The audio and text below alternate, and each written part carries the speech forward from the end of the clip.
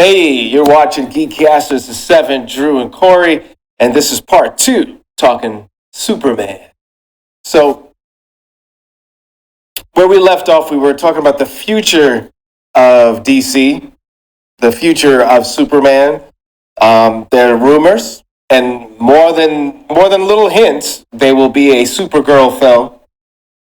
But let's talk about the Justice League. What does that look like? And will that really give Marvel a run for their money? Because we've been waiting a really long time for this, and it just wasn't done to the point of success that everybody anticipated last time. So now, moving forward, what does that look like? Well, hopefully they decrease the wait time between movies. So I guess who's going to be Wonder Woman? Who's going to be Batman? Who's going to be like all these other extra characters? There's still a lot of building to do. So probably within 2-3 movies, we'll have an actual Justice League movie. Okay. I'm giving it like 5 years to maybe even the next decade, depending on how things gross and how things are reviewed. Wow. Warner Brothers, they gave DC live action stuff to James Gunn. This is his thing now, right?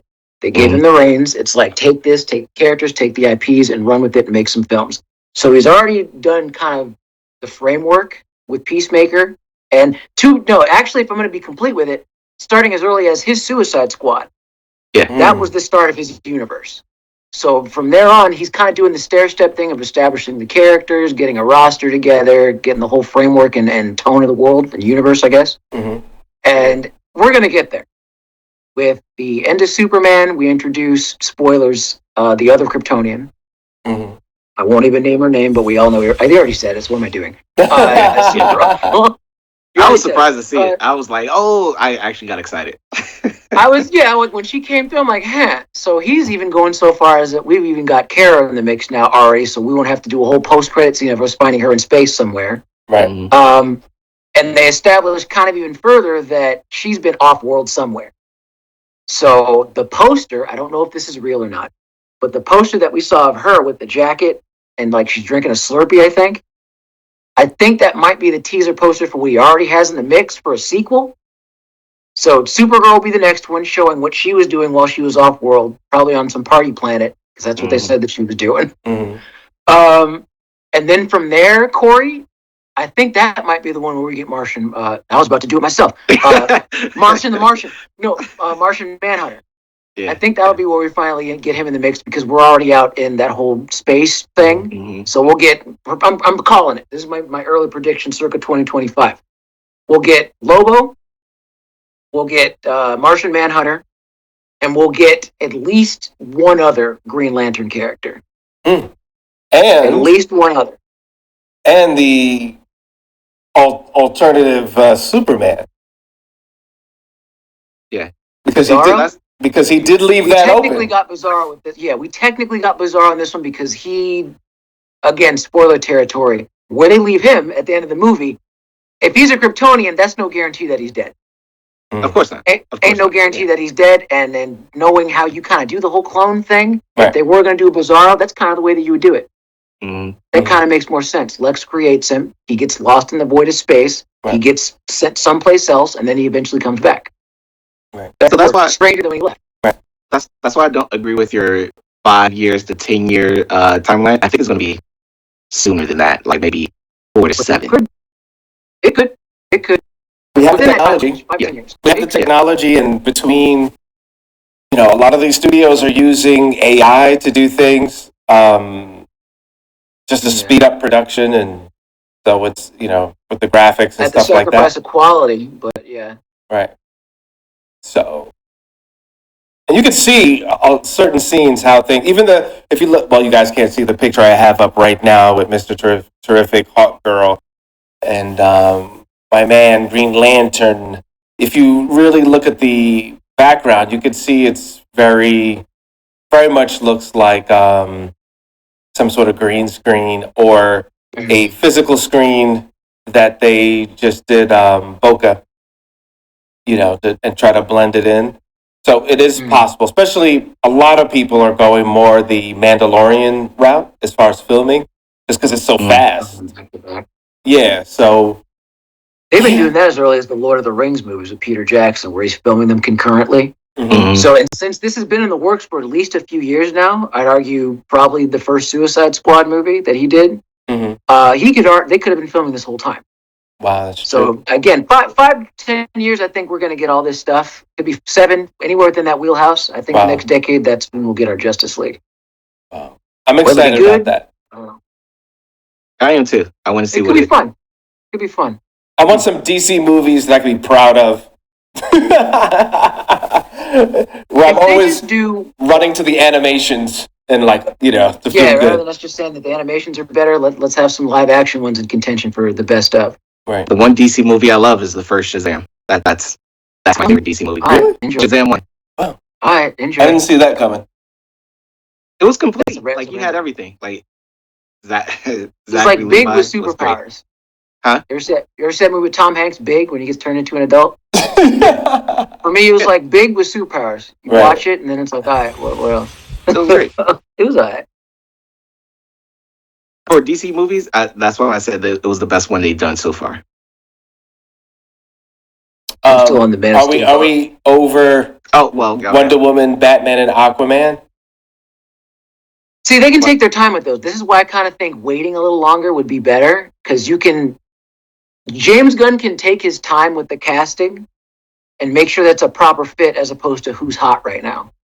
Who's the new Hansel that we could just throw into this movie as this main character? Let's put Jason Momoa and everything forever. Like, let's not do that. Right. Or he could do what he did with the Superman. Like, just start from a specific point, because we already know who these people are, and just build the story that way, and he can make the Justice League appear even faster. Like, we don't have to wait so many, independent movies. Well, solo movies, I think he's going to do less of those and just run with it's gonna movies be that already exist. But I say when it comes to the casting, make it a proper fit, not just who's hot right now, because that tends to suck. And there's so many characters to play with. Yeah, there's lots. I mean, Black Lightning. I mean, who else is there that's just not part of the... Static would be kind of cool. I think if they did a live action Static, that would I've been saying that for years. Since many people have. Yeah. And they just, it's Warner Brothers, bro, nah. Unless we can make them like gay or something, we don't want to do it. So it's been, every time I've heard that debate, it's like, well, we would have to tailor him to like audiences of now. I'm like, what does that mean exactly? Because he's kind of timeless in that regard. He's an urban hero. He's got lightning powers, which is kind of a fit for many. It's a thing that comes up a lot. You just need the proper team and the right writing. So waiting, we have to make sure that the message fits. I'm like, what message? Also, I've heard that multiple times about a Static, and I'm like, that annoys me. Just make the character. What do you mean? Also, if we're going to do this, like we have, we as fans of DC, there are so many amazing villains in the DC universe. Like, do the villains right. Don't just throw, because that's kind of where Marvel started falling off with the Amazing Spider-Man, and just making all the films, and they just started throwing any villain in that they own the gallery rights. In the first one. Yeah. Pardon? They set up like a whole menagerie from the first movie, which didn't work. They had a rhino suit. They had a scorpion suit. Right. They had a Green Goblin. So y'all are making Power Rangers. This isn't just guys that appear encounters and then makes their villains one by one. It was a whole squad, the boy band they had set up in advance. It was stupid. Right. It was dumb. So, yeah, don't do that. It started with Vulture. Organic. And then Vulture, they had a Vulture suit. I'm like, come on, man. What? Yeah. If you're going to do it right. And they could get them. Which one? No, I'm sorry. What were you saying? No, so if you're going to do it right, because people are fans of the villains as well. They're not only fans of the hero. So you got to do it right. And we talked about this so many times. If you do not have a good villain, you will not have a good hero. Because what are they up against that makes them a hero or an amazing villain? You need that energy. You need it. Your villain has to Otherwise, be just as good, if not better. right. 100%. 100%. Maybe that's why they haven't made a Status Shock, because who's Mm. the real villain? Like, it was more of a socio commentary of gangs and the environment of where they lived, and all of the bad people who use their powers for nefarious purposes. Right. From the I don't show, see, like, yeah. yeah. Yeah. No, from the show, it was like you just said, Corey. It was like more about the villains that would be created were a direct commentary, like a direct circumstance of what the powers that be were up to. That could Mhm. still be a great premise for a movie or a series, but you then have to choose which character would represent that. Mm. For Mhm. Static and watching the show in the early days, it was Fire Dude, right? Mm. He represented that other side. And you could argue that the whole strata of heroes and villains in the Static Shock thing was because of that Bang Baby event Yeah. that was created by corporations and stuff trying to figure out the metahuman thing. So again, great premise for a movie or show, Right. but just got to pick the right pieces and the right production team. 100%. It 100%. could be done. It could be done. Done. I do feel we're going to see a lot of heroes and villains that are not overly commercialized. Oh, in the DC universe? In the DC, yeah. Yeah. Excuse me. Because I Less thought it was, used? even with this, the choice to go with Hawkgirl over Hawkman was interesting. Really? That was interesting to you? I thought it was about time, actually, because we had Hawkman and that Black very Adam. whatever. Yeah, we had the lame Hawkeye, and it wasn't even the actor's fault. He was fine, but the writing was crap. And it's like, all right, so if they do go with Hawk person again, Mm-hmm. Hawkgirl's more marketable. Yeah. Like, you could get a lot more people to rock with a Hawkgirl than you can a Hawkman, just because she's one from the show. We all, like, I think, watched the animated show, right? Justice Right. League. She was one of my favorite characters. I called her Smash Happy. She's just the more marketable one. She's great, bro. She had a great arc because she came in the series and she was cool. We liked her, but then you realize, dude, you're a spy for the Thanagarians? I'm like, oh man. And then she was on the outs, and then she had to come back, and there's that whole thing between her and Jon Stewart, who was her man. She was great. I liked Hawkgirl. So for this one, when she showed up, it was like, all right, that sounds about right. I think it's about that time. Were you guys into the Flash and Arrow, and then they started to do a lot of these characters? Actually, their Hawkgirl was actually kind of interesting. I unplugged just because it was too. They were drawing things out a little too much. But Was that the CW shows? yeah, Yeah. but I think it lost me when they started doing Crisis Earth, mm, and They got real ridiculous past a point. Arrow was good for about 2-3 seasons. yeah. The Flash was good for like a season. There was one really good season of the Flash that I rocked with back when it was on. Mm. And Legends of Tomorrow, it was, how can I say this without sounding too mean? It was like, just be true. Just say it. it was like kind of like B-team Doctor Who writing. It wasn't bad. Mm, They did have some cool timey-wimey stuff in it, mm, but it was a CW show, which means that every other scene you have to have some type of lame, fed-on, added relationship, some romantic crap. Hawkgirl in that show, 7, because I know what you're talking about. Right. She could have been interesting, but everything was just about who she was going to bang next, from what I recall in her thing. Yeah. I can't decide if I want to bang this guy who I like now, or the guy that I'm destined to bang in the future. I'm like, dude, What are you doing? Right. This is making you a boring character, Hawkgirl, and I really don't care anymore. Right. But it's yeah. Arrow was cool though. Yeah, So I'm wondering, will he take It's any CW. You can't expect anything else. cues from that run? I mean, they did have, for sake of argument, they had a really long run. All those shows. In fact, I think the longest live action comic book based run ever. Yeah, of their type. Yeah, I'm pretty sure Arrow was the first one of all of them. Yeah, Arrow So started it off. went for a good 10 seasons. Flash got a good 9 or 10 seasons. Like all these shows were still going. That's Right. crazy. Right. Long But after then- they were bad. You gotta remember this. This is also the channel that had Smallville, Supernatural, so they knew their target audience. Like they were watching all these shows, so it made sense for that time. But you know what? Yeah, Like the feeling of Smallville, the writing, the setups were different from Flash, Arrow.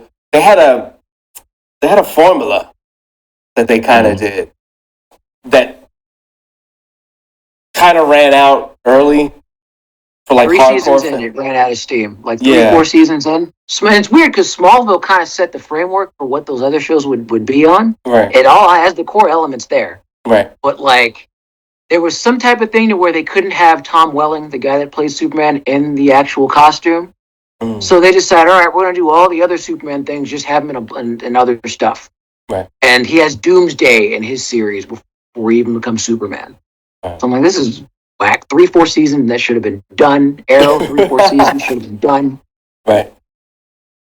He should have just put on the costume. At the end, right? Yeah. Where he goes off. If they couldn't have him put on the suit and someone said, Drew, you have to finish off this series, it's like, okay, after he graduates high school, you have one more season of him road tripping because he doesn't know what he wants to do with all of his abilities. He's not Superman yet, and we can't use the costume. So the last season is a road trip arc where he's just going off and doing random stuff, and it ends with him learning how to fly. Oh, he doesn't learn how to fly until the tail end of the series. It's the last thing you see him do. Oh, that's great. That makes perfect sense. That actually makes more sense because how did he end up in New York and how do you end up in all journalism? These places? It's like that's so random. Well, you know what? I mean, that shows you the sensibility and what people thought of journalists and the media in the 1930s, 40s, 50s, how those were the heroes that told the stories. You know, just the mindset was different.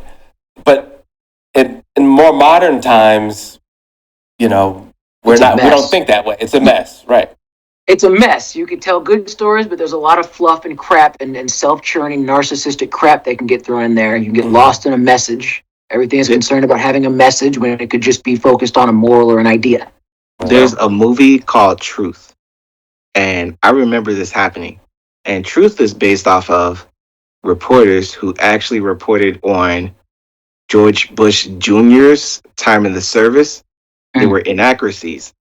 And Truth went over how all of those reporters reported the story. They were warned by, the executives of writing the story because it could be damaging to the president. Like, yeah, you write stories about everything that happened overseas or, someone's kitten got stuck in the tree, but you don't really do the deep dives that they used to do. And they did it.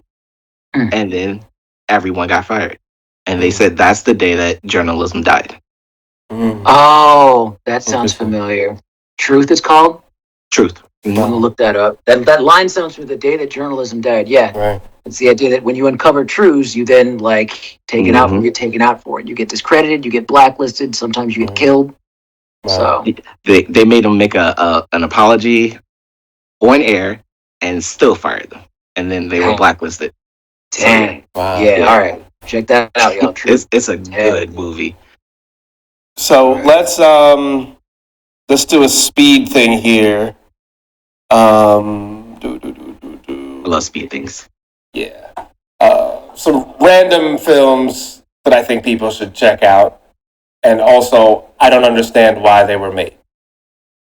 First one, random. This is 2024, Heretic. I hated that movie. You hated it? There are things that make no sense. Like the premise, you feel like the framework was good. Like it could have been an amazing horror film. Yeah. And then someone dropped the ball. So why did you dislike that film?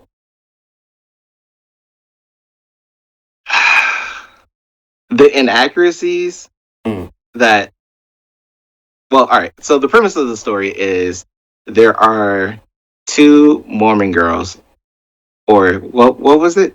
Yeah, they're Mormon. I believe so. Yeah, they were doing their missionary thing, and they come across this house, and classic horror movie. The guy ordered. He ordered to speak to two Mormons because he wanted to learn more about the religion.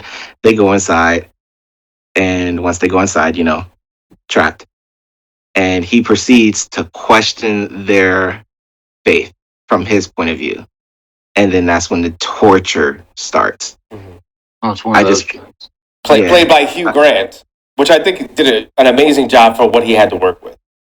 Right. But then the execution, story-wise, it just fell flat once they got into the house. Mm. And then there's a trap door. He made them make a choice.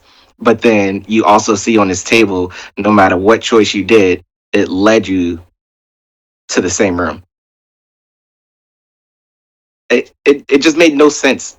Religiously, factually, everything. And the way it ended was every just, moment something almost kind of made sense.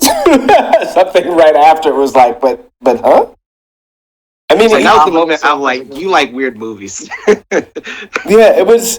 You know what? Psychologically, it was an interesting psychological ride that you were hoping to walk away with something amazing, and that never happened. Because you just feel like I you got wasted Drew's your face. time. Because you question any movie that's gonna any piece of art that questions your politics, questions your faith. Let's embrace it because it makes you think. It's either going to make you stronger, or it says, "Hey, maybe something's a little off." But it didn't. It didn't deliver. Didn't land. So there's that. Was this an A24 movie? Was this one of those? I don't think. No, it wasn't Let me see. A24. No. No. Okay, because I know that we're kind of in this era of like one word title horror where it tries to go for it's like artsy stuff, like lots of art house stuff, lots of art house elements, Right. wrapped in like what's supposed to be horror or psychological horror thrillers. Right. You got your what was it, Midsummer? You got Heretic. You got Barbarian. You got this new one that I'm going to check out called Together. Oh Okay. yeah, I want to see that with Yeah, James see that one, Franco Jack? and It's not James Franco. That's it's his brother. Dave Franco. David. Yeah. Dave. Oh yeah. And this is Dave streaming. Franco. Yeah. I don't know if No. it's streaming. It's in theaters. Okay. Is it in theaters? Yeah, I think it's in theaters. But it's looks like it could be another one of those. I'm gonna check it out. Okay. It But looks like a modern day Human Centipede. Oh, wow. maybe not like Well, Human Centipede is a little wild. Well, that's 'Cause that was someone actively doing it to other people. Right. This one Together seems like it's an element to where whatever area that they're living in, where this is taking place, it's doing this weird biomagnetism thing to where two living entities will kind of, if they get too close, they kind of smack together and then they'll merge or something. It looks really weird, probably horrific. There might be some like body horror elements in it as well. Okay. But I think it's like if it's a metaphor for like relationships, I'm like I could be in. You guys kind of just one amalgam, one freakazoid of a human being because you're we are one. My love, we are one. I could be down with that. I think from what I read, it did specify that it was couples relationships, and once you, I guess, proclaim that to whatever, you guys came together for eternity. Yeah. Oh wow. It's weird. Well, here's another weird one. Beezel, Beezel.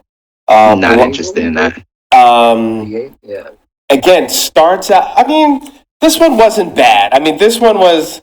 It's definitely a B movie, right? But it wasn't amazing because there's definitely things wrong with it. But if you're just eating popcorn and you just want to go through a bunch of movies, or you're cooking, you can put this on in the background. Background joint. It's a background joint. Yeah, background joint. Those exist. But we're so spoiled in the realm of film now that we can just have those. Yeah, but the beginning is interesting because the guy starts off with, "I know exactly what happened to my wife, and I want to talk about it." And then he gets this guy to basically do a doc based on information on the woman dying, and then it goes on from there. And then there's a twist. Don't watch the trailer because the trailer kind of, it's like, what was the point? Blows it. Yeah, like, I'm glad I saw it and didn't see the It's fun to trailer. watch. Yeah.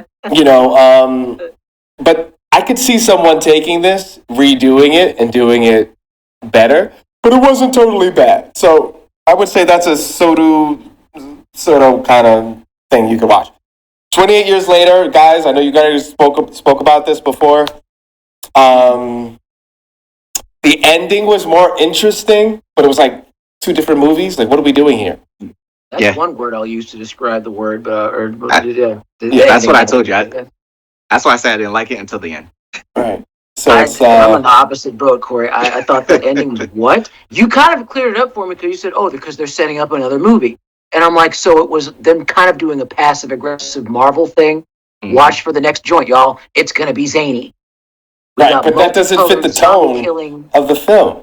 Exactly. It's such a weird tonal shift. I didn't like that. I hate that weird random crash tonal shift that they made with that. So, for that, shame on you, filmmakers. Shame on you. Danny Boyle, that was his choice. Would you still say watch it or avoid it? Which one? 28 years later. I say watch the other one. I mean, it was okay. You know, I had a problem with the kid and how he just accepted some dude just. None of it made sense. What? It's the apocalypse, y'all. It ain't gonna make sense. It's not the world as you and I know it. It's 28 years after the world ends. But in this whole universe, it didn't make sense. A lot of stuff. There's certain inconsistencies. They were all supposed to have starved at the end of the first one, right? But yet they're still around. So in this one, they survived somehow 28 years after the fact. So much to where not only do you have alphas, but you also have the fat worm eaters that live in the bogs and the. Right. How did they get that big? What were they eating? All the worms? I don't get it. So suspension of disbelief. Right. Suspension of disbelief. Right. Right. So. Oh, I got a movie for you, Seven. What's up? Since you like these weird B movies. Hey, watch yourself. There's one called Opus. Have you heard of it? I saw it last night. What'd you think of it? It was all right. It was a B movie. That was a terrible movie. It was a B movie. You know what? The ending was like, I just went on this ride. I trusted you, and then it was like, but that don't make no sense. Your twist made no sense. The ending did make sense. Everything else prior was ridiculous. See how we're. That's why I love you being on the show, Corey, because we just see things totally differently. You know. All right, I'm spoiling this movie. So, all right. I think we got like a minute left. Let's save that for the next show. Let's let Drew watch that, and then hopefully we'll get some more information on the more information on the Taylor Russell exits. The Thomas Crown Affair. All right. So anyway, thank you everybody watching GEEKCASTER. We're here live at the Franklin Soundstage, and this is where we're going to be filming and doing stuff. And see you guys next week. Namaste.